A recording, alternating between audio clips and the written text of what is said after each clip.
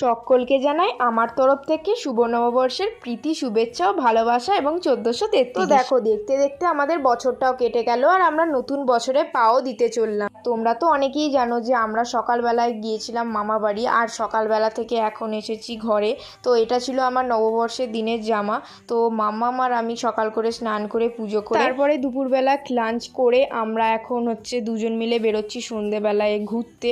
আর এটা হচ্ছে মাম্মামের আউটফিট, তোমরা দেখে নাও। তো মাম্মাম তো খুব এক্সাইটমেন্টে ছিল, মানে সন্ধেবেলা ঘুরতে যাবে। আর আমাদের এই দোকান থেকেই নেমন্তন্ন এসেছিল, মা আর দিদি দুজন মিলে অনেক সকাল করেই বেরিয়ে পড়েছিল দুপুরবেলার দিক করে। তো আমি আর মাম্মাম বেরিয়েছিলাম সন্ধেবেলায়।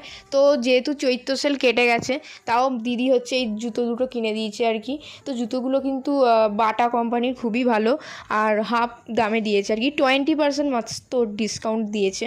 তো জুতোগুলো কিন্তু খুব সুন্দর, আমি আর দিদি দুজনেই জুতো কিনেছি। আর তারপরে এখানে দেখছিলাম যে কার নখটা বেশি বড়। তা মামামের হাতটা তো ছোটো আর আমারটা একটু লম্বা লম্বা জানো।